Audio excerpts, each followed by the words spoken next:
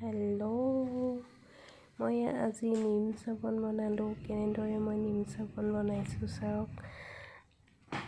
এয়া নিম পাত মিক্সাৰত দি ল'লোঁ, মিক্সাৰত পিচি লৈ পিনি চাকনিৰ সহায়ত ইয়াৰ ৰসটো উলিয়াই ল'লোঁ।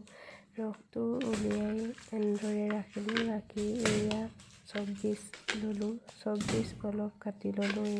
সৰু সৰুকৈ চব্জিচটো কাটি ল'ম। যিমানে সৰুকৈ কাটি লওঁ সোনকালে গলি যাব।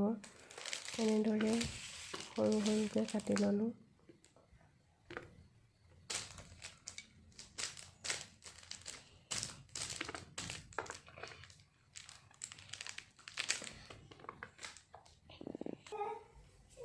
এয়া কাট হৈ গ'ল।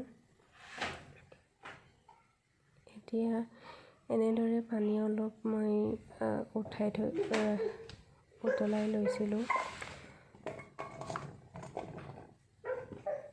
পানীৰ ওপৰত চচপেনটো ৰাখি দিলোঁ। চচপেনটো এয়া চব্জিচখিনি ঢালি দিলোঁ।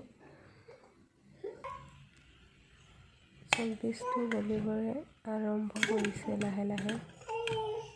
এয়া চাওক অলপ অলপ গলিছে।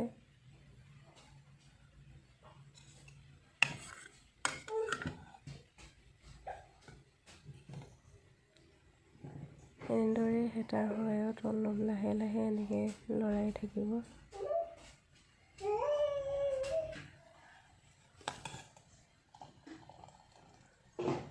হৈ গৈছে, চব্জিচটো ধুনীয়াকৈ গলি গ'ল। এতিয়া ইয়াৰ ৰসখিনি, নিমৰ ৰসখিনি ঢালি দিলোঁ।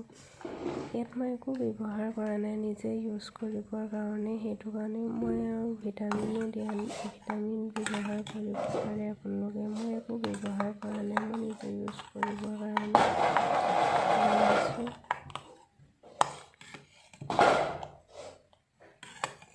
এনেদৰে মিহলি কৰি ল'লোঁ।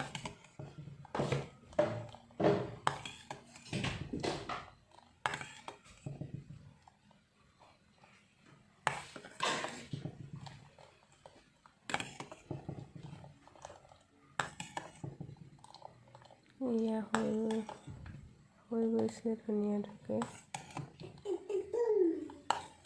এতিয়া মই ডিছপ'জেল গ্লাছৰ সহায়ত এয়া এনেদৰে বনাম। এনেকৈ ফ্ৰিজত ৰাখি দিলোঁ। এয়া চাওকচোন ইমান ধুনীয়া হৈছে। আধা ঘণ্টা ৰাখি দিলোঁ। আধা ঘণ্টাৰ পাছত এয়া চাওক চাবোন ধুনীয়াকৈ হৈ গৈছে।